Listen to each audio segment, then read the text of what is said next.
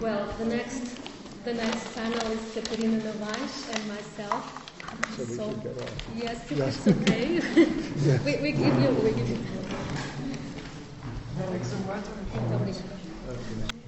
So Catarina Pombo Nabais is going to talk about the inorganic vitalism of the technological tattoo, and this will be our first talk about Deleuze. I haven't said that before, but I haven't been presenting people more extensively because we have the Folha de Sala with all the CV information of everyone. So, Catarina, you're ready to start? Yeah. Thank you very much for being here. Thank you. So, hello everyone, and first of all, I want to thank the invitation for being here, and so I want to thank the organization of the festival, and Maus Hábitos and Saco Azul, and especially also to Professor Sofia Miguens for the invitation to be here today. It's always a good experience to see philosophy mixed with arts, and especially in a festival where it's a very easy way that we may lose the idea of borders, of the strict disciplinary fields, and so we can enter the vibrating melting point of performance, music, philosophy, dance. And it's also very good to see Deleuze and Wittgenstein, with such different philosophical traditions and universes, being the subject of these theoretical discussions. And as a Deleuzian myself, I guess we are witnessing a certain becoming other of both of them, which is already a great news to philosophy practice. So once again, it's great to be here, and thank you. So, line of flight, molecular, asubjectivation, deterritorialization, becoming, zone of intersynability, heterogeneity, rhizome, collective assemblage, desire and abstract machines, body without organs, microbrain, immanence. All these are concepts created by Deleuze and Guattari in their aesthetical and political theory. And according to their anti-humanistic line of thought, the process of hybridization between human and non-human, living and non-living beings is the expression of the forces of an impersonal and inorganic life. In fact, in the 20th century, Deleuze was the philosopher who most deeply broke with the Aristotelic tradition. Instead of thinking the essence of man as the only rational animal, Deleuze explores the places of indeterminacy and indiscernibility between man, animal, and the inorganic. And in this hybridization, art is the top operator. Art is the example by excellence, the place that best let us perceive this indistinctiveness. In fact, for Deleuze, art is the expression of a world that exists by itself, of a space in which man, animal, and inorganic become understandable. And for Deleuze, art gives rise to a theory of strata and to stratification of the world, to a topic of codes, of means, of rhythms, from which the expression emerges. Concepts that belong to geology, biology, psychochemistry, such as coagulation, sedimentation, or molecular assemblages, are mixed with semiological categories to describe the phenomena of the work of art. And the artistic creation, traversed by non-human forces, is projected into the universe, into the cosmos, into the inorganic life. So Deleuze's anti-humanism is therefore presented as a philosophy of nature and a cosmological program, a study of the forces that work in the artist, be it a man, an animal, a plant, or a mineral. What I bring today for discussion, it is a particular example which is paradigmatic to think the question of the borders between natural and artificial, the ancient practice of tattooing. And I saw that some people here have tattoos, so it's always great to see. And in what concerns tattoo, I will focus on its most recent form, the technological tattoo, which is precisely the most radical practice of that hybridization in one who owns body, in one who owns skin. And my aim is to think this new kind of tattoo, the technological one as the expression of the inorganic life. As you may possibly know, perhaps you don't know, but I was the curator of an exhibition put forward in Lisbon by Mood, Museum of Fashion and Design, in 2017.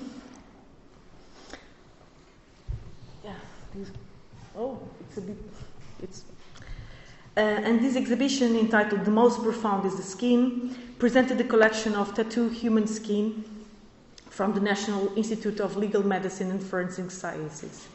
And my principal curatorial exercise was to analyze this material in a Foucaultian perspective, to perceive deep down the epidermal surface that constitutes the initiation of power. Foucault is who best explains the existence and the operational mode of documentary machine that support this kind of collections. And there is a catalogue of the exhibition for those who may be interested. However, today I want to take Deleuze and Guattari to approach tattooing practice. So, in terms of explicit references in their work, there are only three main occurrences about tattoo in Deleuze and Guattari's work. I have already designed a cartography of these three occurrences, where I had the opportunity to see in which way these occurrences correspond to different ways of thinking tattoo.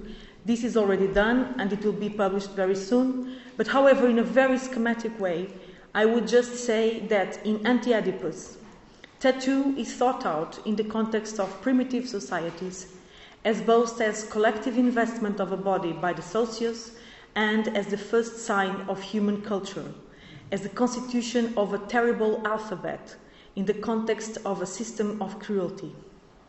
And in Thousand Platos, tattoo is mostly mentioned as a territorial mark.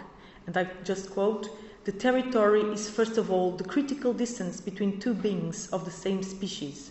Mark your distance. It is a question of keeping at distance the forces of chaos knocking on the door. If needed be, I will put my territory on my body. I will territorialize my body, the house of the tortoise, the hermitage of the crab, but also tattoos that make the body a territory." This is a quote from Thousand Platos. What a nice and beautiful definition of politics and aesthetics. So in the middle, facing the diabolical forces of chaos that knock on my door, somewhere in between, I get in touch with the territory, the earth, and I territorialize my body. If needed, I construct my territory to resist territorialization. If needed, I inscribe rhythm in my body. If needed, I get a tattoo. It is impossible not to think about the definition of art in what is philosophy, when Deleuze and Guattari insist on the thesis that the primordial gesture of art begins with the territorial animal that cuts a territory and makes a house. And I quote again, "That's all you need to make art. A house, postures, colors and songs, as long as it opens up and runs on a crazy vector like a witch broom, a line of universes of deterritorialization." End of the quote. It is precisely by this crazy vector that one enters absolutely onto the zone of indiscernibility between man and animal, between art and nature.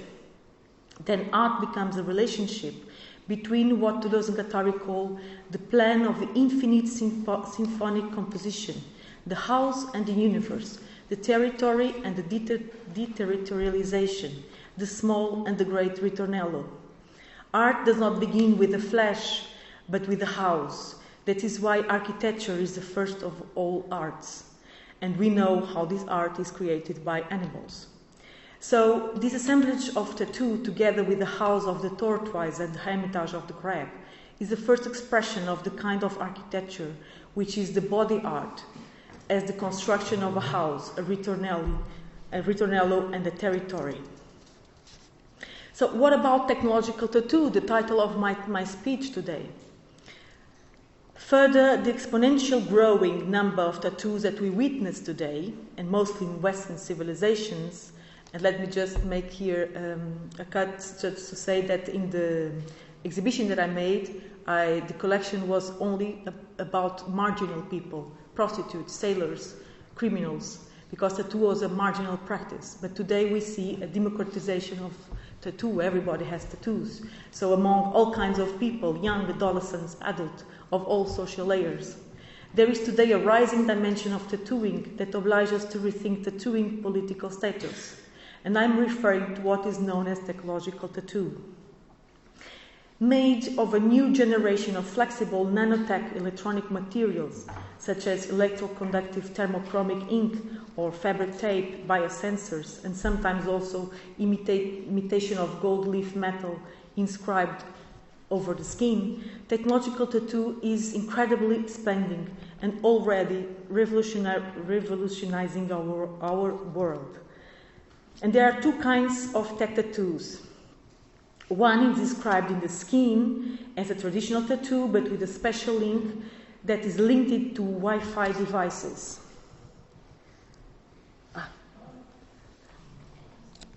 And I brought a small video that showed how it functioned, but the video is not working. So, a very famous example is a tattoo which can reproduce a sound that is previously memorized in the drawing. So, this was the video. Yeah, sorry. So first, an audio clip is uploaded in a specific mobile app, and then a certified artist will grave it into the skin as a traditional tattoo, but with a conductive ink.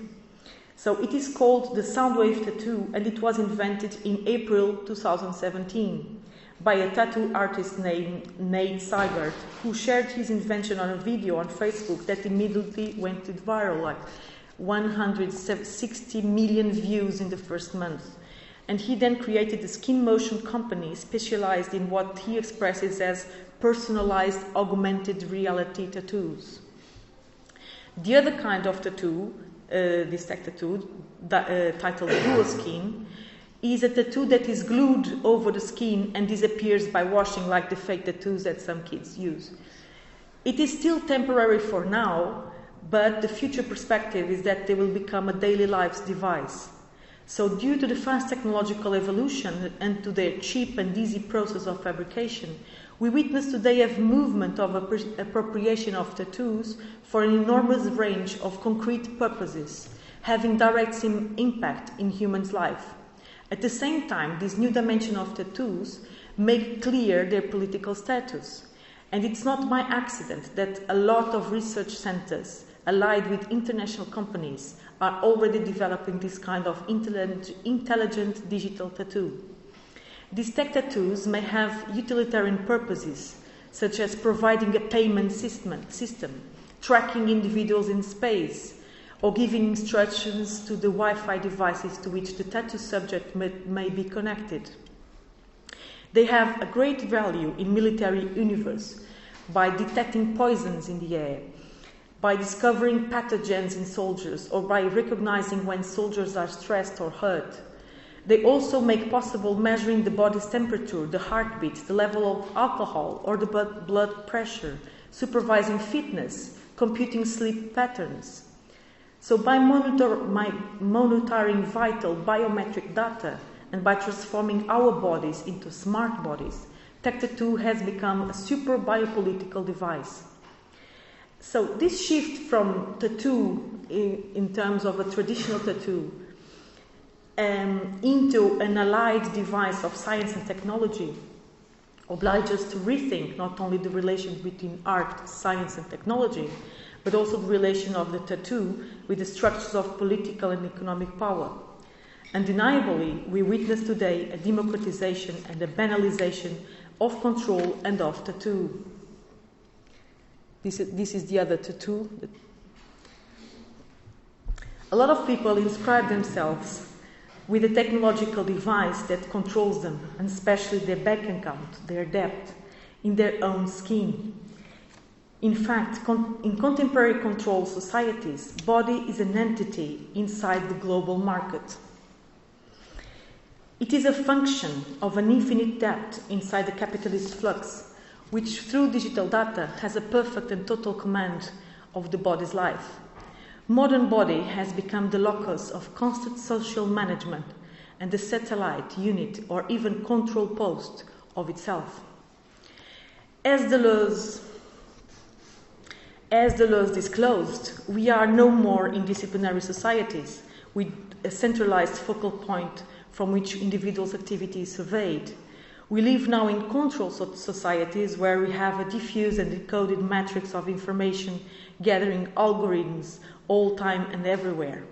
So panopticum now becomes a super panopticum, more subtle, invisible, near, and so intimate that it becomes almost indifferent. We know that we are being watched, but we are not forced to be fixed in a specific place, and on the contrary, we are encouraged to move around and not to worry about being watched. And this normalization of surveillance has become intimate of the modern body. Deleuze seems to be terribly prescient. In the early 90s, prior to the sovereignty of the internet and of the technological tattoo, he already tells us that Felix Guattari has imagined a city where one would be able to leave one's apartment, one's street, one's neighborhood, thanks to one's individual electronic card that raises a given barrier. But the card could just as easily be rejected on a given day or between certain hours. What counts is not the barrier, but the computer that tracks each person's position, licit or illicit, and effects a universal modulation. Well, I don't want to enter the fatalist discourse against technology, and I prefer to ask, is there other way of thinking technological tattoo instead of an inscription of power structures into our bodies? Or, to put it more directly in a Spinozist way, what can a tattoo do? Technological tattoo was invented 2 years ago, so we cannot expect Deleuze to talk about it. However, I believe the metallic vitalism that Deleuze formulates in 1,000 Platos offers fundamental elements to think this new kind of device that he couldn't have thought.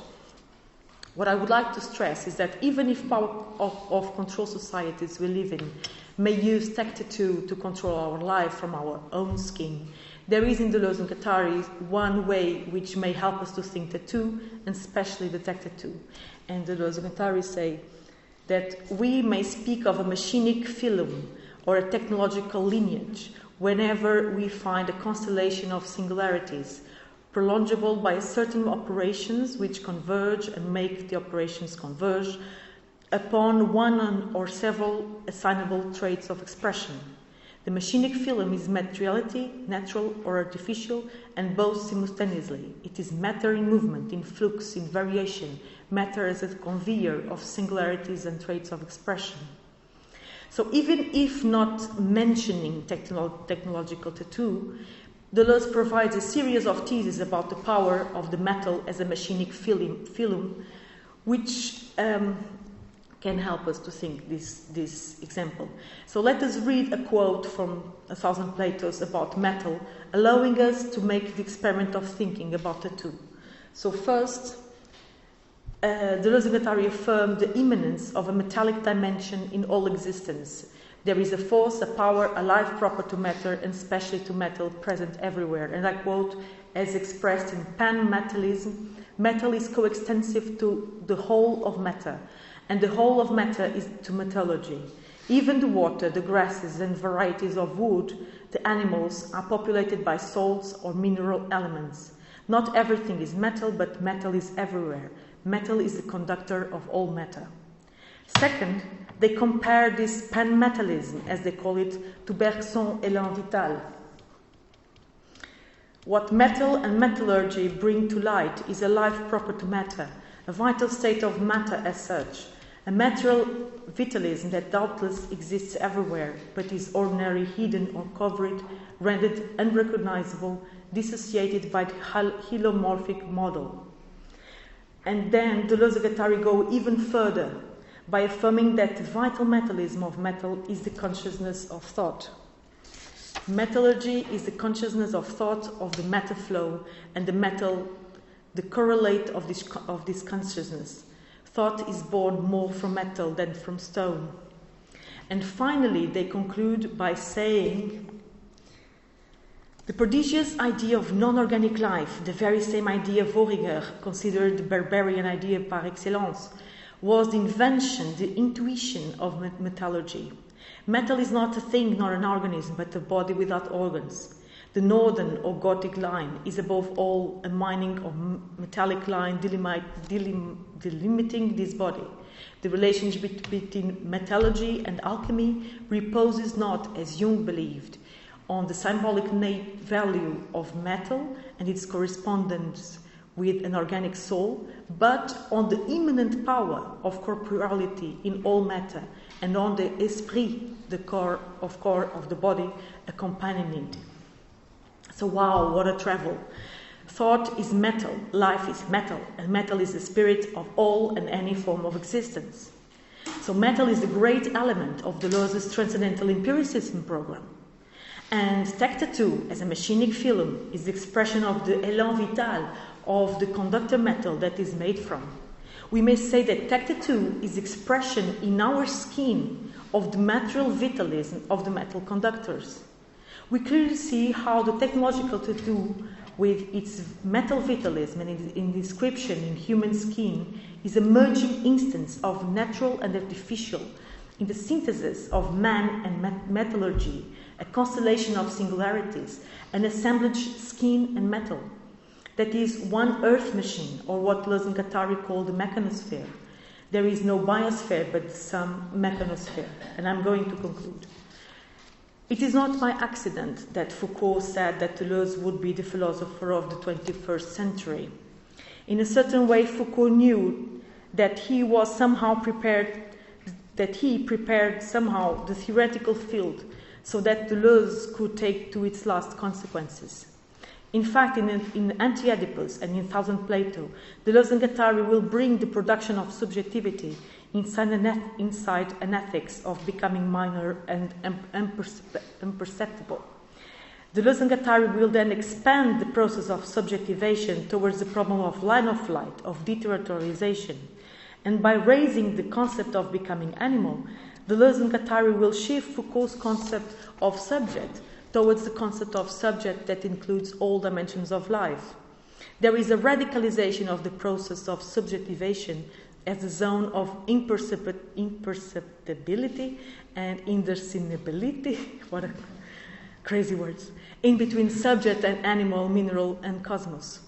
And by doing this, Deleuze and Guattari will be able to affirm an aesthetical and ethical program as a collective process, a no man's land connected to the earth, an ethics extended to all kinds of dimensions of human life, of living forms, an ecosophy, a geophilosophy, geographism. Earth is expressive, birds are the first artists, matter is intensity, and special metal is thought and creative. In this pan-metalism or mechanosphere, Earth is connected to digital devices by the machinic film, the same élan vital that makes tattoo inscription to be the sign of the metal, the inorganic vitalist connection to cosmic forces. And because philosophy is always an exaggerated way of thinking, we may even say that Deleuze, in his whole work, has always followed the line of flight which is skin tattoos efficiency. From the theory of event as description of the surface in logical sense, to the theory of affects and percepts as the cosmic resonance that artist captures in what is philosophy, passing through all the becoming animals in Kafka as the inscription of the collective assemblage of enunciation, or even Bartleby's becoming mineral as the ultimate consequence of inscription in his own body of the formula "I would prefer not to" in essays Critical and Clinical, we may say that Deleuze has always followed this idea of a tattoo as a cosmic force that is inscribed in the territory as both artistical and political and ethical expression and the theory of an organic nature. And, in other words, Deleuze has completely transformed our understanding of human, forcing us to enter the school of ethology, geodesy, topology, neurology, something as the biology of the inorganic. So more than 2,000 years after Aristotle, the border between man, animal, or mineral is dissolved, and we may proclaim a Homo metallicus instead of Homo sapiens. And because philosophy, according to Deleuze, is a science fiction, and I'm just finishing, I will end by saying that as an artistic body practice, tattoo can be seen as a connection to the world through the intensification of our body and its skin surface. It can be the most intense connection to cosmic forces. So if we think tattoo as the toile d'araignée, as vibration of the world, we may say that the ethical, aesthetical, geocosmo, eco-philosophical program is a matter of a dermatological inscription of the earth. And so we reach a full understanding of Deleuze's other definition of philosophy as the dermatology of dermatology. So philosophy as a dermatology of, or art of surfaces. Thank you.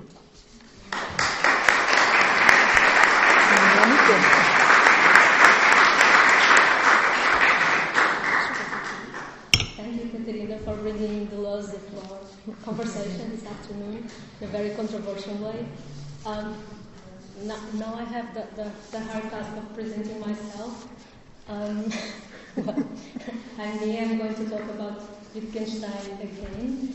But I have to, this is the title, Creating Concepts and Seeing Things, a Wittgensteinian critique of Searle's idea that all seeing is seeing us, todo ver é ver como.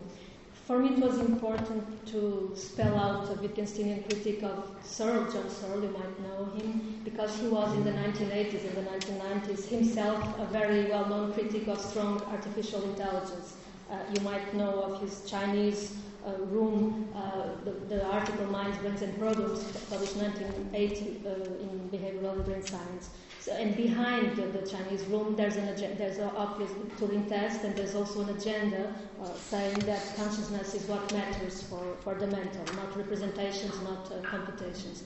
Anyway, this is the person I'll be criticizing from a Wittgensteinian viewpoint. Now, a bit as I would do in a classroom about philosophical investigations, because this is what I'm going to take as background. The philosophical investigations that the two speakers address, not only philosophical investigations but also tractates, the philosophical investigations are home to the rule-following considerations. And from such rule-following considerations, Wittgenstein gets a picture of what it is to have concepts, what it is to apply them as part of forms of life, language games. That is to say, not uninterpreted symbols, but language entangled with action, entangled with use. But from all this, in the philosophical investigations, he also gets a view on perception. And this is the topic I'm going to address. I'm saying all this because you might think this is completely off topic. And the topic in the philosophical investigations is the topic of seeing us.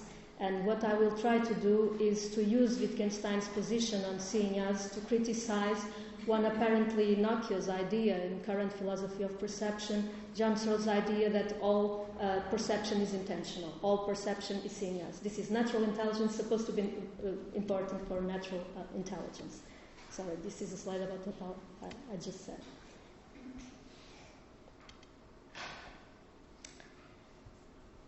Anyway, in chapter 2 of a 2015 book of Searle called Seeing Things as They Are, entitled The Intentionality of Perceptual Experience, John Searle very briefly brings in Wittgenstein's use of the duck rabbit, the figure that you might know, in paragraph 118 of the Investigations.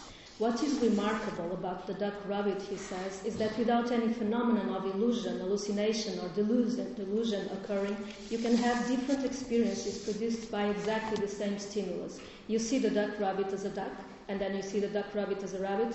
And Searle goes on to say that because of the intentionality of visual experience, all seeing is seeing us, as is the case with the duck rabbit. And he goes on, all visual intentionality is a matter of presentations. Presentations are a subspecies of representation, and representation is always under some aspect or another. The crucial claim that all seeing is seeing as in the 2015 book on perception thus translates the fact that for Searle all perception is representational, which he then takes to mean that all perception is of something under an aspect. Now, when Searle claims that all seeing is seeing us, he obviously means to include ordinary visual experiences, so our natural intelligence, our common visual experience, not just Wittgenstein's examples, not just seeing the duck rabbit as a duck and then as a rabbit, or seeing a similarity between these two faces, not of the same people, or seeing a triangle as a triangular whole, or as a solid, or standing on its basis, or hanging from its apex, or as an arrow, or seeing it as an arrow, or a pointer pointing downwards or pointing upwards. These are some of Wittgenstein's own examples in part 2 of the investigations, now called Philosophy of Psychology, a fragment. If all seeing is seeing us, as Searle claims, then ordinary visual experience, such as my seeing you there now, or my looking out of the window, if they were open in Portland, seeing a building or seeing a car, seeing a duck, seeing a rabbit, if they were out there in the streets, are also cases of seeing as, ver como. This is a position about perception in general, and this is what I will be taking issue with. I chose Searle as a target for the reasons I said, because he's a critic of artificial and strong AI, but he's not alone in identifying Wittgensteinian seeing us with the idea that all perceptions are under an aspect. To give just one more example, Stephen Mulhall, the Oxford philosopher, in On Being in the World, Wittgenstein and Heidegger on seeing aspects, also defends a similar idea, the idea that continuous aspect perception characterizes our normal perceptual relation to the world, so our perception in general. Yet two things are to be noticed about Wittgenstein's own remarks on seeing us when we look close. First, that ordinary visual experiences are not what he has in mind in the philosophical investigations, and then that he does not intend to be putting forward a position about perception in general. As for not having ordinary visual experiences in mind, he himself puts it very clearly. It makes little sense, imagine this is real objects. It makes little sense at the sight of a knife and fork to say, now I see this as a knife and fork. The quote, sorry, I don't have this particular quote. The quote is, it would have made as little sense for me to say, now I see it as to say at the sight of a knife and fork, now I see this as a knife and fork. This utterance would not be understood any more than now it is a fork for me, or it can be a fork for me. This is precisely to be contrasted with the case of the duck rabbit. There it is indeed the case that I, as it were, exclaim to myself, now I see it as a rabbit, or now I see it as a duck. As German philosopher Joachim Schulte stresses in a paper of his called Seeing Aspects and Telling Stories about it, if seeing X as Y is replaced with seeing X as X, then to say I see X as X makes no sense, simply makes no sense. You can try it facing an ordinary duck or facing an ordinary rabbit, and now say to yourself in real life, now I see it as a duck, or now I see it as a rabbit. There is some sense of comedy to it. Of course, if ordinary perception is not even Wittgenstein's focus in his approach to seeing us, we may doubt that ordinary perception will be directly illuminated by the remarks on seeing us. Anyway, Searle could not have missed that Wittgenstein himself observes that it makes little sense at the sight of a knife and fork to say, now I see this as a knife and fork. But then how could he, Searle, with such good conscience, say that all seeing is seeing us in our natural intelligence, our natural visual experience of the world? Then how can he, with good conscience, say that? Does he really mean to say that seeing a knife and fork is seeing them as a knife and fork? To understand Searle's good conscience, we have to understand his position about perception in general. And unlike Wittgenstein, he does have one. Searle's global position, for Wittgenstein we have to interpret. Okay? Searle's global position on perception is not new. His 2015 views are a corrective extension of his views on intentionality and consciousness put forward before, namely in his 1983 book on intentionality. For Searle, intentionality, he says, is the feature of the mind by which the mind is directed at objects and states of affairs in the world, or is about them or of them. It is also, he says, a biological a biological phenomenon occurring inside an organism, common to humans and other animals. In contrast with, say, Husserlian phenomenology, for which intentionality is also crucial for an account of mind and thought, but causality is not at stake, causality is involved in Searle's story about intentionality.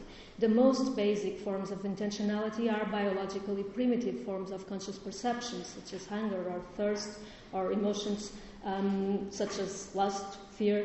Intentional states, such as beliefs, are simply derived forms of intentionality, he says. Regardless of this difference, all intentional states are caused by the brain and realized in the brain, and they are, according to Searle, directions of it. Mind, world, world, mind. And so they are, he says, Charles would be very, very furious with Searle about this, satisfied or not satisfied. The idea of conditions of satisfaction is key to understand Searlean intentionality.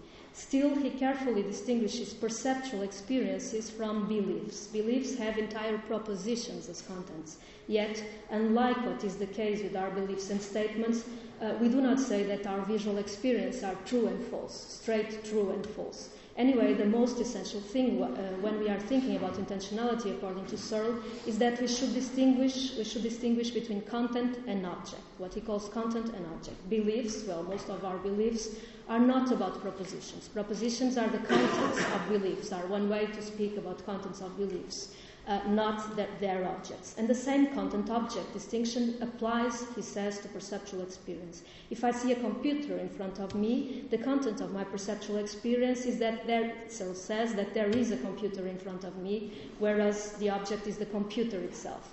One never just sees an object, Searle says. Many philosophers of perception today would again be furious with this remark. This allows him to say that the content may be exactly the same in this case, in my normal seeing the computer, as in a corresponding hallucination. The content will be the same, but not the object. Sorry, this is not the slide yet. Don't mind the slide. We'll get there. In Charles Travis, whom we just heard, in his review of Searle's 2015 book, a review called Eyes Wide Shut, says that for Searle, visual experience is a subjective experience that takes place inside the head. The question, obviously, is what inside the head means. According to Searle, if I open my eyes, the subjective visual field fills up, since I become visually aware of what he calls the objective visual field. This he identifies with objects and states of affairs around me, and he insists much on this difference between subjective visual field in your head and objective visual field outside your head. The 2015 view of perception proceeds by telling us how subjective and objective visual fields relate. And the key idea, then, the quotes for this, the key idea for this relating is precisely the idea I started with, that all seeing is intentional. The fact that the processes in the subjective visual field, the experiences, have intentionality has two important consequences. He says, all seeing is seeing us, and all seeing is seeing that. Todo ver é ver como, todo ver é ver que.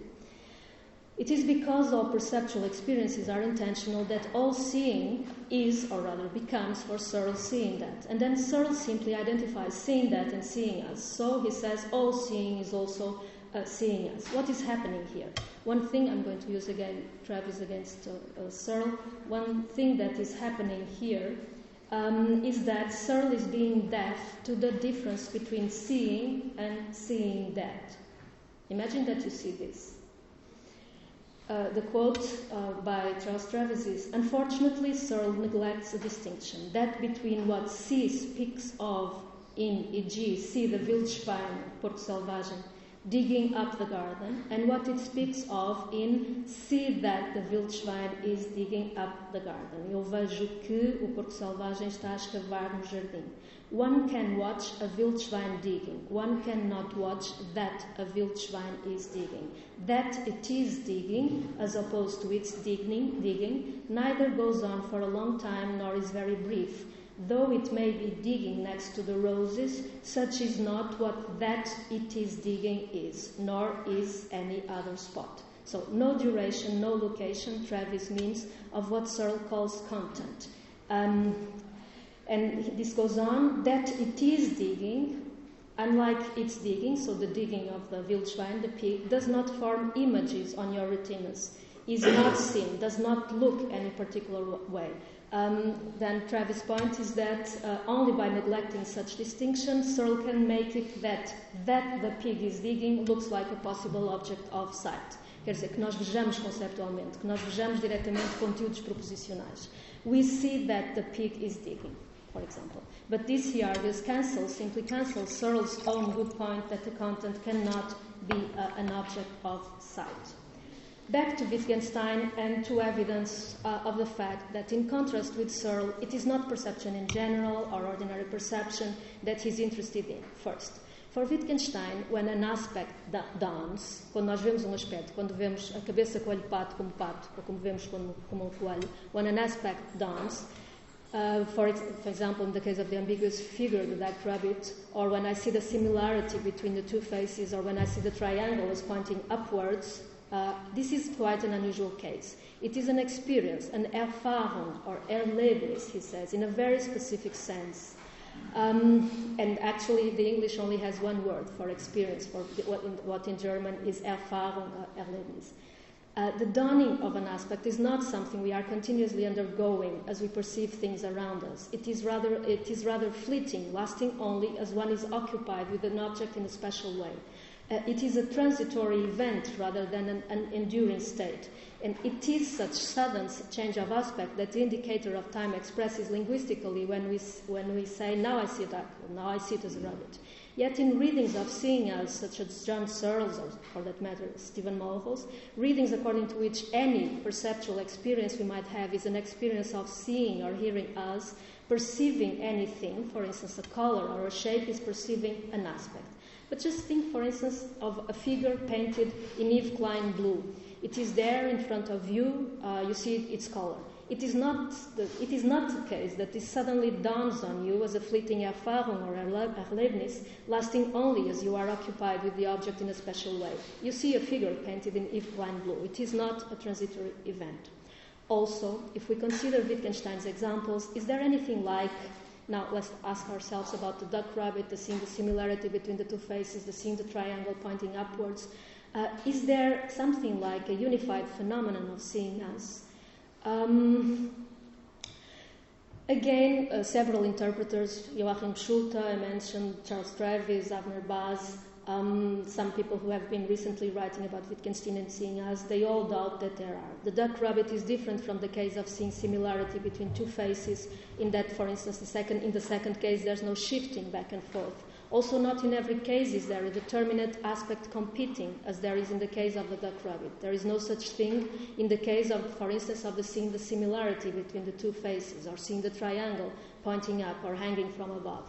Granted, thinking about seeing us, Wittgenstein was interested in what we might call a kind of conceiving, which is extremely close to perceiving, which may at a certain point in time not be shared by two people who look at the very same picture. We could, two of us, Catarina and I, could be looking at the duck rabbit. I see it as a duck. She does not see it as a duck. Will never see it as a duck, only sees it as a rabbit. So we might be looking at the same picture in the world and not share this aspect perception. Or we may not, I may be seeing the triangle as pointing upwards, whereas you would never see the triangle pointing upwards. So, yet we are looking at the very same picture. But this is not sufficient to make seeing as a unified phenomenon, and especially in this. The fact that we are looking at the same picture, and then I might be seeing it as X and you are and you not, this is not the sort of thing that should lead us to think that the subjective experience of seeing, is taking place inside one's head. For one, I can certainly call your attention to it, and I can say, look, can you not see it as a duck? Can you not see it as a rabbit? Can you not see the similarity between the two faces? Can you not see the triangle as pointing upwards? That this is possible is in fact the reason why people such, for instance, Richard Wollheim, in the context of aesthetics, is very interested in recruiting the phenomenon of seeing us for dealing with aesthetic matters. It is a case that we can share these seeings as. It is a phenomenon that matters for the way we experience paintings, that we experience art in general. In fact, for Wollheim, the dawning of Wittgensteinian aspects is revelatory of a feature of human perception. Anyway, the seeing us may not be shared just now by Catarina and me, but it is shareable, and thus it is not inside my head. Certainly not in the sense that my brain is inside my head and your brain is inside your head, since I definitely, in principle, cannot share my brain with you, or you yours with mine. So by now, we have some traits of Wittgensteinian seeing us. What Wittgenstein is interested in his remarks on seeing us in the philosophical investigations, in the context of the language games, approach to language and thought, is not ordinary experience, but rather something much more specific. It's an Erfahrung, an experience as transitory event. And it is not exactly a unified phenomenon, but one thing we know, it's something which is shareable. In these circumstances, Wittgensteinian seeing us does not even seem to be something from which to generalize to a view of perception, although some people are trying to do something like that. It is more specific and less central in ordinary perception, this seeing us, than the people who claim that all perception is perception under an aspect, or all seeing is seeing us, need it to be. So Wittgenstein would suggest that Searle is simply overlooking differences, very important differences regarding our visual experience, and over-intellectualizing seeing. Very surprising, since he is a critique of the over-intellectualist cognitivist model of the mind. So, just to finish, Wittgenstein on this. Is it the case that for any perceived object X, whenever I perceive X, there is always some concept F such that I perceive X as F? Is this really so? And Wittgenstein would say no, and this is important for the matter of natural intelligence. This is it.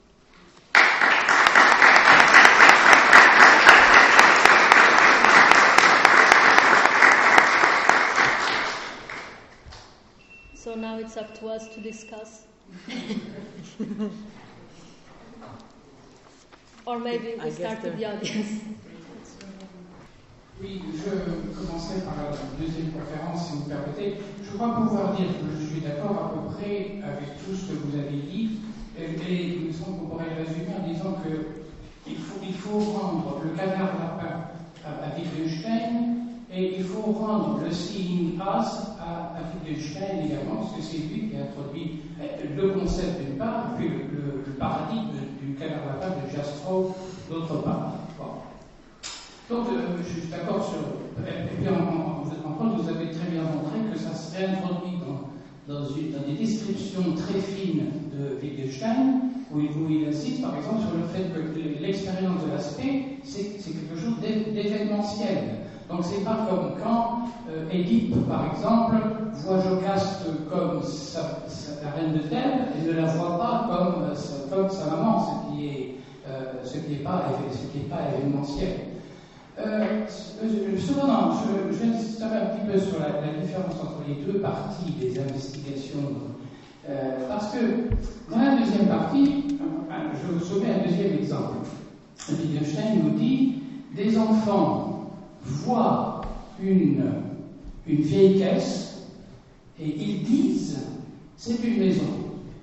Et à partir de ce moment-là, ils voient, en un certain sens, la vieille caisse comme une maison.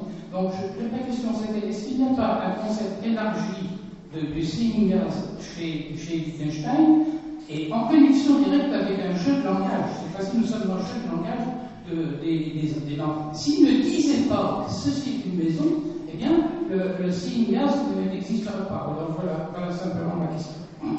Merci beaucoup. Thank you very much. It's very interesting and complicated, and addresses something I didn't address. I was just looking at the visual cases, not a child seeing a box as a house, which I gather you contrast with the duck rabbit case. But your proposal is then that we may regard the investigations as putting forward a more general concept of seeing us that would reach both to the what I've been talking about, so the perceptual seeing us cases, to a more generic case about creating concepts, so as in a child sees a box as a house. I haven't said anything at all about that, as you pointed out, and I think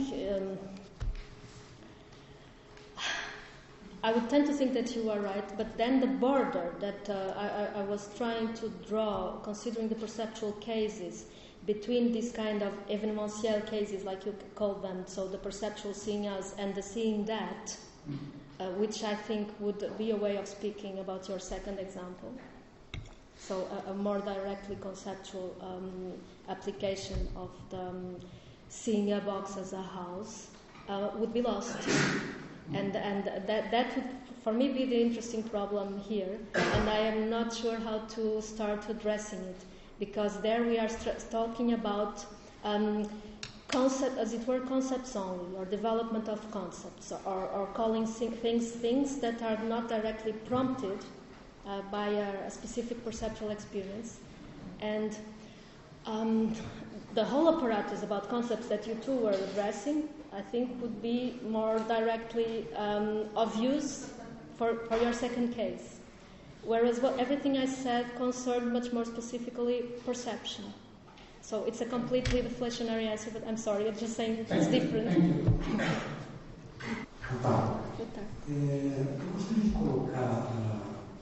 I think I should speak in English.